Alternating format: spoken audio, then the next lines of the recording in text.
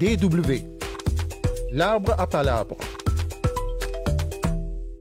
Bonjour à toutes et à tous et heureux de vous retrouver dans ce magazine sous l'arbre à palabre, le magazine débat de la rédaction Afrique francophone de la DW.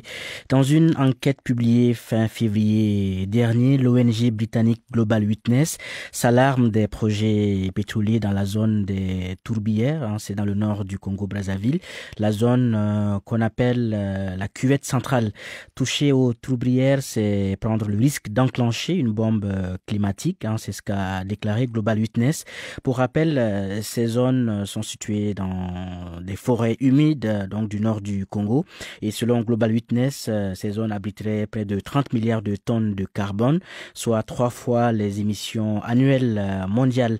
Or, une société congolaise dénommée la PEPA, contrôlée donc par le milliardaire Claude Wilfried Etoka, prétend avoir découvert dans cette zone 360 millions de barils de pétrole.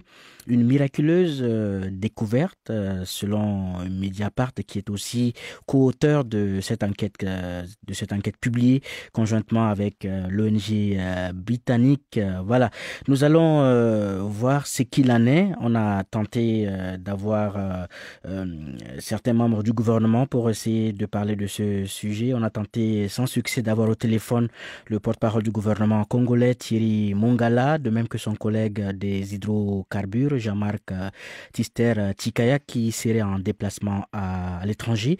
La rédaction a également essayé de faire participer d'autres membres du PCT, le Parti des Congolais du Travail, mais nos efforts ont été vains. J'espère qu'après la diffusion de ce magazine, le pouvoir congolais pourrait donc réagir à cette actualité. Pour l'heure, je reçois deux invités, Colin Robertson, chercheur à Global Witness, qui est l'un des auteurs de l'enquête. Bonjour, Monsieur Robertson. Bonjour. Nous sommes également en compagnie d'Andreas Ngombe, qui est un homme politique congolais, candidat à la prochaine élection présidentielle au Congo-Brazzaville. Bonjour, Monsieur Ngombe. Bonjour, Monsieur Eric Topona. Oui, juste avant le début de ce magazine, j'ai eu au téléphone le sénateur Alphonse Ngonzia, membre du comité central du PCT, mais qui, à la dernière minute, s'est rébiffé. C'est dire que le sujet, apparemment, est très délicat. Nous allons donc mener le débat à deux avec donc Colin Robertson et Andreas Ngombe. Eric Topona à la modération de ce débat. Merci de votre fidélité à nos programmes. DW. Le monde à votre portée. Première question, Colin Robertson. Pourquoi avez-vous publié cette enquête? Quand je dis vous, c'est Global Witness. Oui, merci. Comme vous avez fait allusion dans l'introduction que l'année passée, il y avait une annonce assez médiatisée que apparemment une société congolaise a trouvé un énorme gisement de pétrole dans le nord du Congo. Apparemment, ce découvert pourrait quadrupler la production pétrolière. Mais selon vous, pourquoi est-ce que cette société a enjolivé le nombre de barils ou bien de gisements qui auraient été trouvés dans cette partie du Congo? Ça, c'est peut-être une question. On n'a pas dit qu'ils ont forcément menti, mais c'est sûr que les chiffres qui étaient annoncés l'année passée, ça semble qu'ils sont exagérés. Il y a beaucoup d'experts qui ont dit que ces chiffres ne sont pas prouvés. Il n'y a pas vraiment des. Mais je vous repose la question, pourquoi ces chiffres ont été exagérés selon vous? Je pense que le gouvernement au Congo, ils ont l'objectif de développer l'industrie de pétrole dans le nord du pays. Et ils ont longtemps essayé de vendre des blocs de pétrole dans le nord, d'attirer l'investissement. Et je pense qu'une annonce comme ça pourrait servir à amener des investisseurs de venir développer le bloc pétrolier dans le nord du Congo. Ok. Andreas Gombe, je le disais dans la présentation, dans l'introduction, que vous êtes un acteur politique congolais candidat à la prochaine élection présidentielle. Est-ce que vous pensez que Global Witness et ses partenaires avaient raison de publier cette enquête? Non, Global Witness fait son travail d'ONG, de contrôle et pour la transparence de l'industrie extractive. Donc, ils sont légitimes à travailler sur l'ensemble des pays du globe comme ils l'ont toujours fait, avec sérieux et contrôle. Mais je voulais revenir sur la question que vous avez posée, justement, pourquoi cette entreprise a menti, justement. Cette entreprise exagère les chiffres, dont l'objectif, évidemment, de sécuriser les permis pétroliers dans le nord du pays qui, pour le régime actuel, comporte en fait un triple objectif. L'objectif de sécuriser en interne, puisque le pétrole se trouve normalement, en tout cas de toujours dans le sud du Congo, qui est une région réputée hostile au gouvernement actuel. Et donc, il est intéressant pour le gouvernement congolais de diversifier ses zones d'exploitation du pétrole et donc d'aller vers le nord. Le deuxième point pour le gouvernement, c'était de pouvoir évidemment sécuriser les investisseurs. Donc, nous avons dit et nous avons lu dans les différents articles que c'était, en tout cas pour nous, selon nous, une escroquerie, une tentative en tout cas d'escroquerie, puisque on y a une entreprise congolaise qui accepte d'investir. On peut déjà dire qu'il y a quelqu'un qui investit, et nous voyons récemment que le gouvernement congolais fait pression sur Total pour que Total mette en exploitation un deuxième champ pétrolier dans le nord, le fameux champ de Mokele-Mbembe, afin d'avoir cette fois-ci une major internationale qui crédibilise en fait le récit du gouvernement congolais que le nord serait exploitable dans des conditions acceptables. Oui, mais Andreas Gombe, selon nos informations, un premier forage a déjà été mené dans le bloc de Ngoki.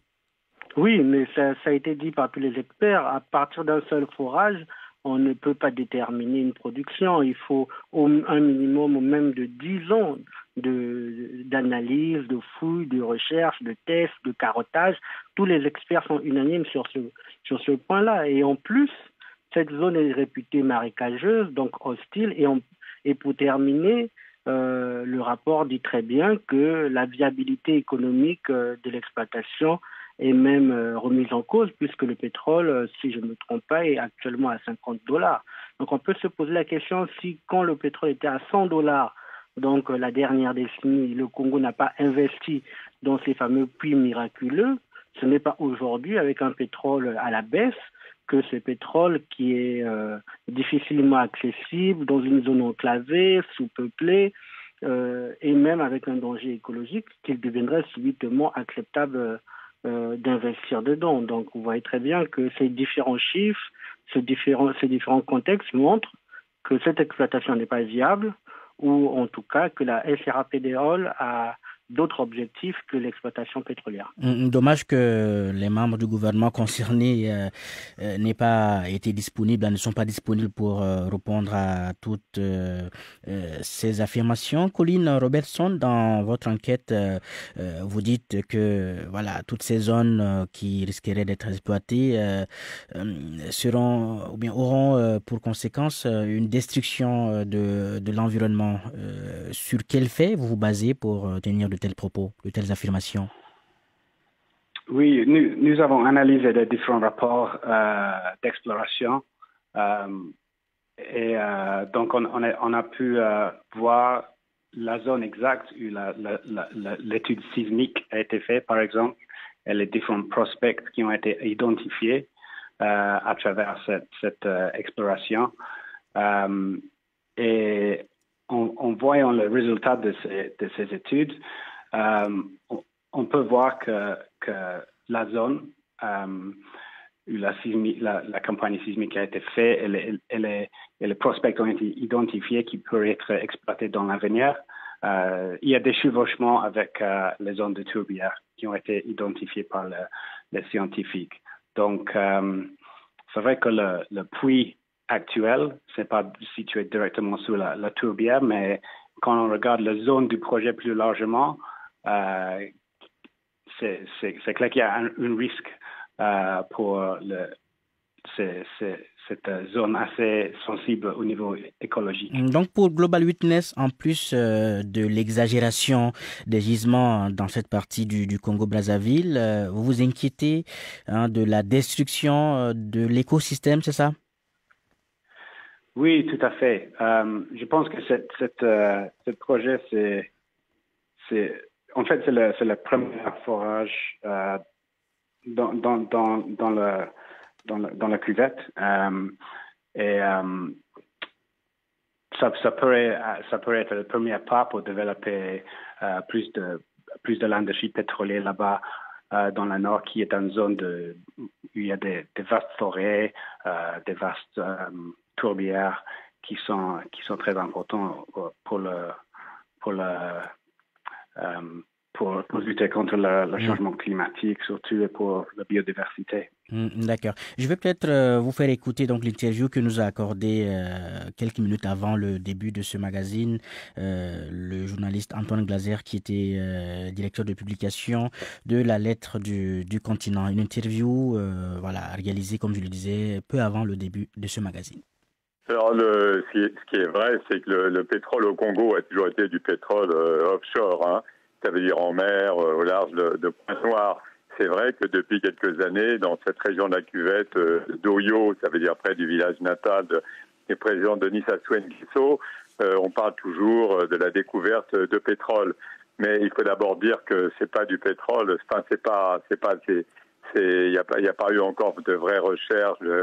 Il y a peut-être eu des indices, mais on ne sait pas encore réellement s'il y a une possibilité d'exploitation. Enfin, le pétrole, il faut différents puits d'appréciation et autres. Par contre, ce qui est réel, c'est qu'évidemment que ça, au niveau de la forêt, au niveau de l'environnement, enfin, c'est quand même pour la première fois qu'il y a l'exploitation de pétrole onshore, alors que jusqu'à présent, c'était toujours du pétrole offshore. Oui, justement, Global Witness s'inquiète du fait que dans ces zones, situées donc dans le nord du Congo, il y aurait près de 30 milliards de tonnes de carbone, 3 fois les émissions annuelles mondiales, et ça risque de partir en fumée.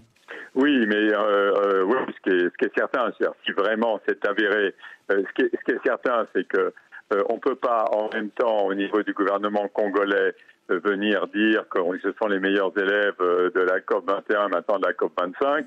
Depuis 3-4 ans, ils disent que c'est eux qui préservent le mieux l'ensemble des ressources du bassin du Congo, en disant toujours que c'est le deuxième poumon de l'humanité après l'Amazonie, le bassin du Congo avec le Gabon, le Congo, les deux Congos. Donc c'est dans les réserves absolument importantes. Et donc, on ne peut pas en même temps dire qu'on les préserve et en même temps, évidemment, exploiter des ressources qui vont complètement, même si c'est que des parcelles extrêmement importantes, enfin, ça attaque directement la forêt équatoriale qui a jusqu'à présent été préservée. Oui, mais ce qui est quand même curieux, Antoine Glaser, c'est que le président français lui-même aurait approuvé ce contrat. Oui, enfin, il faut être très prudent, parce que c'est vrai que Total, jusqu'à présent, qui a tendance à se retirer du Gabon voisin, a découvert un gisement offshore important qui était le gisement de Moho, qui est en cours d'exploitation. Et c'est vrai que la présence de Total est importante. Ça veut dire les intérêts français au Congo-Brazza ne sont pas mineurs. C'est en particulier l'ancien PDG de Total qui avait fait venir les Qataris qui ont 15% sur cette production pétrolière de Moho. Donc c'est vrai qu'il y a une sorte d'alliance franco-qatari au Congo-Brazza pour exploiter l'ensemble des réserves. Alors c'est peut-être dans ce cadre que le président Macron soutient ce projet. Et encore une fois, moi j'attends vraiment de voir. Enfin, ça peut être aussi une façon pour le gouvernement congolais qui est en négociation, qui a des problèmes avec le FMI, qui est en négociation avec le FMI, de dire regardez, on a des ressources gigantesques, donc prêtez-nous encore plus d'argent, on remboursera, parce que le FMI estimait que le Congo était très endetté vis-à-vis de la Chine et donc voulait plus complètement continuer à prêter de l'argent. Donc il y a toujours dans ces pays où il y a des rentes pétrolières, c'est toujours des problèmes de rente aussi financière, bien évidemment, pour les pouvoirs en place. Donc, encore une fois, il faut attendre voir la réalité déjà de ces réserves avant déjà de pouvoir discuter sur le fond. En conclusion, Global Witness appelle ces compagnies dont le français Total, vous l'évoquez, qui disposent d'un permis d'exploration dans le nord du Congo-Brazzaville, à renoncer à leurs activités. Est-ce réaliste?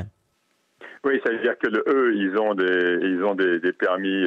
Le permis Moho dont je parlais, c'était un permis qui était offshore en mer. Et oui, ça veut dire Total ils sont très présents avec l'italienne Eni, et Total allie avec les Qataris sur ces permis offshore. Et c'est vrai que le permis onshore, qui est avéré que c'est un permis important, comme maintenant il y a une vraie ambition de Total dans le gaz sur l'ensemble du continent, en particulier au Mozambique, c'est sûr que je veux dire c'est toujours pareil c'est les intérêts stratégiques de la France. Macron, il a les intérêts stratégiques de la France, mais en même temps, évidemment, sur le plan écologique, c'est une autre histoire. Voilà l'analyse d'Antoine Glaser, journaliste français. Alors, Andreas Ngombe, une réaction par rapport à cette interview que vous venez d'écouter? Non, la réaction que je préfère, c'est de dire que je m'aligne complètement sur l'analyse de M. Antoine Glaser, mais j'aimerais bien la compléter. Le président Macron joue un jeu dangereux, sinon un jeu trouble dans cette question, puisque ce permis, cette annonce miraculeuse, a été suivie de la signature avec le dispositif CAFI de protection de la forêt d'un contrat pour 60 millions d'euros de protection de la forêt au régime congolais. Et en même temps, il faut savoir que l'entreprise qui permet la découverte du fameux Pingoki, donc la SRPDROL, dirigée par M. Claude Wilfried Etoka, fait l'objet d'une investigation par la justice française au titre d'une proximité avec la première dame du Congo, avec des marges... Madame Antoinette Sassou. Madame Antoinette Sassou Nguesso, avec des marges faramineuses de 11,4% et qu'il a été signalé par la BNP comme trop susceptibles d'être corrompus pour pouvoir faire du commerce en France. Et ces comptes ont été fermés. Donc d'un côté, nous avons une entreprise qui est quasiment, et un individu qui est dans le dossier des biens mal acquis, poursuivi, et nous l'espérons un jour mis en examen et jugé pour cela. Et de l'autre côté, nous avons un appareil politico-médiatique français qui finalement joue le jeu du régime congolais. Oui, mais vous parlez d'appareils politico-médiatiques, mais beaucoup de médias français ont fait état de l'enquête de Global Witness. Quand je dis appareil médiatico-politique, je peux préciser. Vous avez une femme comme Madame Christine Kelly, à l'époque présidente du CSA, qui s'était rendue à Brazzaville pour faire du planting arboricole avec M. Sassou en marge de l'ouverture des Jeux africains de Brazzaville. Vous avez Madame Hidalgo, qui était souvent à Brazzaville pour... L'actuelle maire de Paris, c'est ça? Voilà, saluer les ambitions écologiques de M. Sassou. Vous avez la candidate Rachida Dati, qui rencontrait récemment, donc c'était en 2018, M. Sassou au Bristol, et le félicitait pour le fait qu'il allait sauver l'humanité en préservant les tourbières. Donc vous avez comme ça toute une littérature de Sassou, président Sassou, sauveur du climat, sauveur de la planète à travers le Fonds bleu, le Fonds du bassin du Congo. Et pour terminer, l'ancienne ministre, Madame Benguingui, qui signe un film hagiographique, Le dernier poumon de la planète, à la gloire de la préservation de la nature par le régime Sassou. Oui, tout à l'heure, excusez-moi, Andreas Ngombe, tout à l'heure, vous releviez le jeu que vous jugez trouble du président Macron ou de la France, mais pourtant, Total est certes une entreprise française, mais ce n'est pas l'Élysée qui a signé ce contrat de gouvernement. Nous sommes d'accord, mais l'article de Mediapart le montre très bien. La France a accéléré le rendez-vous de signature de la CAFI pour qu'il corresponde à la visite de l'ancienne l'ambassadrice de la Norvège en France et au voyage du président Sassou à Paris. Donc il y a une diplomatie active de la France qui, pour obtenir, par exemple, des signatures de pays africains sur ces différentes COP 21, etc., s'appuie sur le réseau assez fourni du président Sassou concernant ce genre de questions. Donc, vous avez vraiment cette espèce de jeu trouble. D'un côté, on dit qu'on protège la nature et on veut promouvoir le climat, la transition énergétique, et de l'autre, on permet à un individu qui a été répertorié comme ennemi du climat, ennemi de la planète, avec des ministres qui ont été impliqués dans différents scandales, notamment même concernant les forêts. Donc là, je pense à l'ancien ministre des Eaux et Forêts, M. Diombo, qui a été épinglé dans un rapport d'une autre ONG assez conséquente sur des activités de coupe illégale du bois. Et M. Etoka, lui-même impliqué dans des coupes de bois et de la plantation d'huile de palme dans le bassin du Congo. Donc, nous, on dit, on ne comprend pas, il y a vraiment un hiatus, c'est un réel problème politique à résoudre ici. D'accord. Je vais voir ce qu'en pense Colin Robertson. Déjà, que pensez-vous du soutien de la France à ce projet controversé? Bon, je ne sais pas si la France soutient ouvertement le pétrole, le développement du pétrole dans le nord du Congo. Bien sûr, il y a Total qui vient de décrocher un permis là-bas qui s'appelle Mokele-Mbembe. Mais je ne peux pas dire forcément qu'il y a un lien entre la politique française et l'annonce de Total. Mais pourtant, dans votre enquête, vous avez clairement appelé les compagnies françaises, dont Total, qui disposent d'un permis d'exploration au nord de Ngoki, à renoncer à leurs activités. Oui, nous pensons que quand une société européenne commence à travailler là-bas dans cette zone où il y a des vastes forêts tourbières, ça amène beaucoup de risques au niveau environnemental. Et nous pensons aussi que c'est un peu inconsistant avec les différentes promesses qui ont été faites au niveau de la protection des forêts. Comme André a fait allusion à le fonds CAFI, je pense, un fonds qui est soutenu par la Norvège, la France et d'autres bailleurs internationaux qui ont signé un contrat avec le Congo l'année passée pour protéger les forêts. Là-dedans, l'un des jalons, c'est de donner ces tourbières un statut juridique spécial afin de les protéger. Et il faut noter maintenant qu'il n'y a pas vraiment de protection légale pour ces tourbières. C'est pas comme un parc national, un site UNESCO. C'est vraiment quelque chose qui n'a pas de protection légale. Et je pense que les différents bailleurs au Congo doivent se prononcer que maintenant il faut donner une protection légale à ces tourbières et c'est pas quelque chose qui peut être vraiment consistant avec l'exploitation pétrolière. On peut pas vraiment explorer pour le pétrole. Et au même moment, on promesse de créer un genre de statut juridique spécial pour cette zone, pour cette région. Donc, il faut avoir un peu plus de clarté sur cette question. Oui, mais est-ce que vous aviez rencontré ou discuté avec les autorités congolaises lorsque vous rédigiez cette enquête? Nous avons écrit aux différents membres du gouvernement. Cependant, avant de publier notre enquête, on a écrit à plusieurs membres de le gouvernement, mais ils n'ont pas répondu. Donc la Deutsche Welle n'est pas. Nous ne sommes pas la seule à ne pas avoir de réponse. Oui. Monsieur Topona, je voulais souligner quelque chose sur le caractère juridique. Il faut savoir que le permis de forage, le permis d'exploitation de PEPA, donc SRA-Pétéol, avait expiré en mai 2019.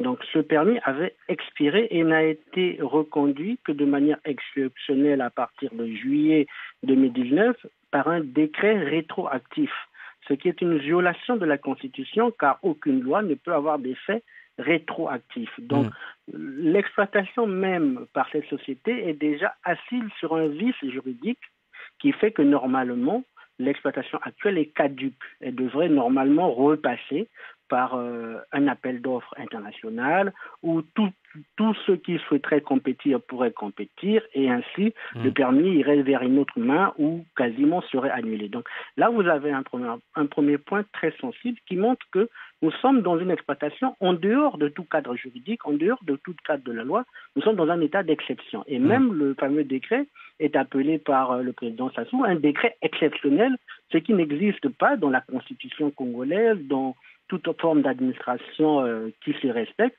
Aucune loi, décret ne peut être rétroactif. Sauf, évidemment, à dire que nous sommes dans un état totalitaire parce que, de sinistre mémoire, les seuls états qui ont eu des lois rétroactives sont des états totalitaires. Et vous devez le savoir puisque vous êtes assis là-bas en Allemagne, vous connaissez très bien ce genre de problématique. Et ce que dit Colline et Robertson est très important, c'est justement la proposition que moi, en tant que politique aujourd'hui, je porte, c'est de dire non seulement le bassin du Congo, mais les tourbières doivent avoir un statut similaire à celui que peut avoir aujourd'hui l'Antarctique ou les pôles, c'est-à-dire un statut de réserve internationale avec la possibilité d'être nous allons en parler dans la dernière partie donc de ce magazine. Écoutez-nous sur Internet dw.com/français.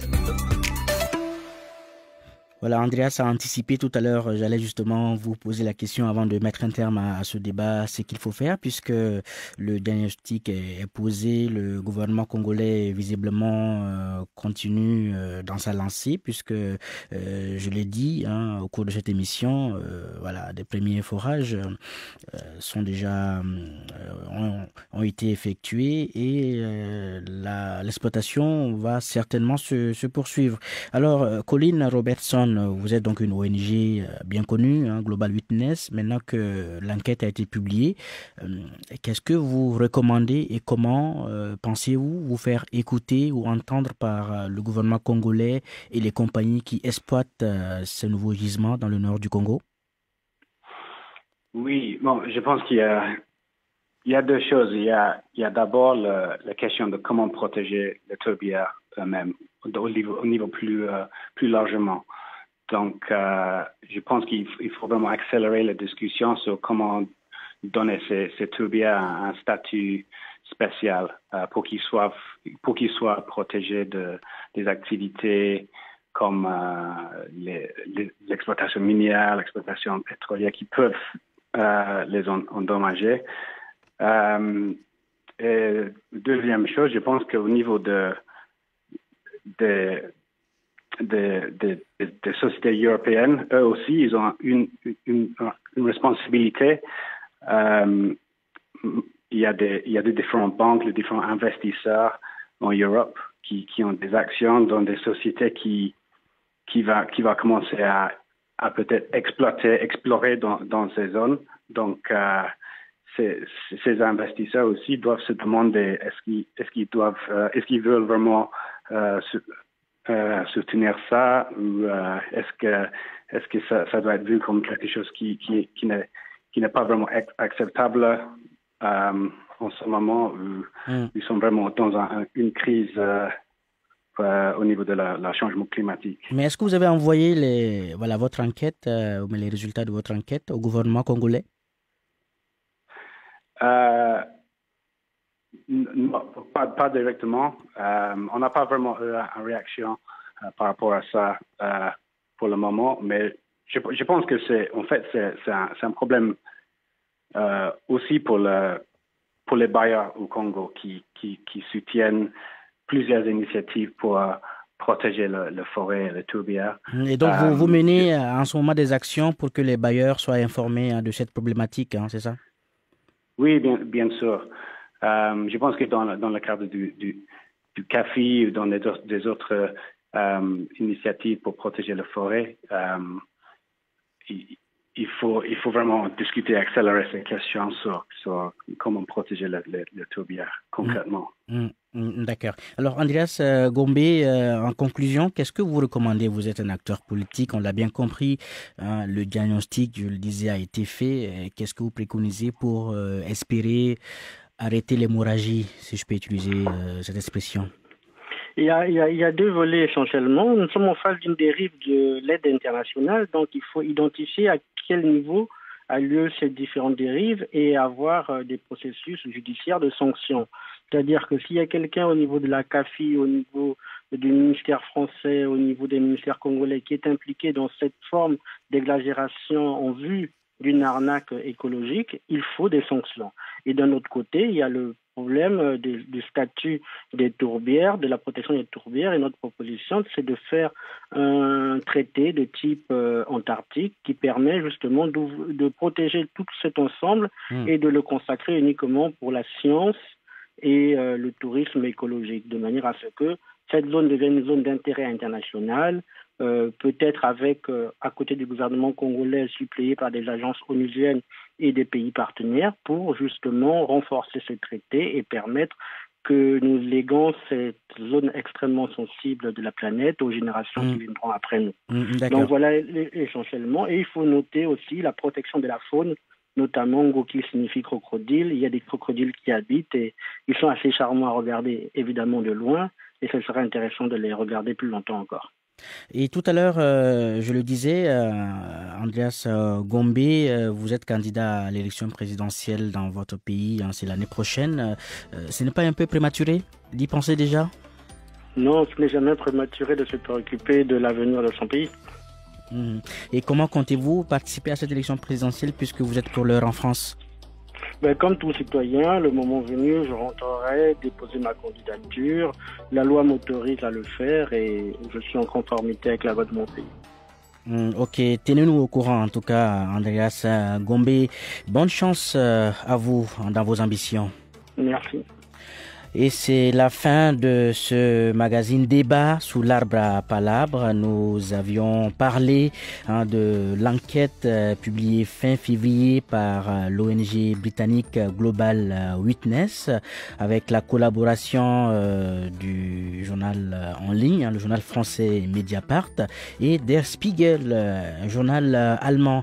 Selon cette enquête, Global Witness s'alarme des projets pétroliers dans la zone des Tourbières située au nord du Congo, une zone qu'on appelle la cuvette centrale. Selon donc cette enquête, le gouvernement congolais aurait surévalué la découverte pétrolière dans cette partie du pays et nous avons tenté d'avoir la disponibilité des membres du gouvernement congolais et ceux du parti au pouvoir, le PCT, le Parti congolais du travail, sans succès.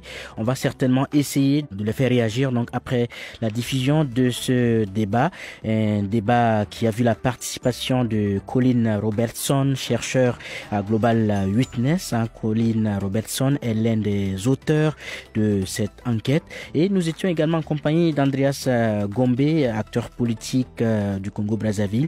Monsieur Gombe, il l'a dit juste à la fin de ce magazine, il est candidat déclaré à l'élection présidentielle dans son pays, une élection prévue l'année prochaine en 2021.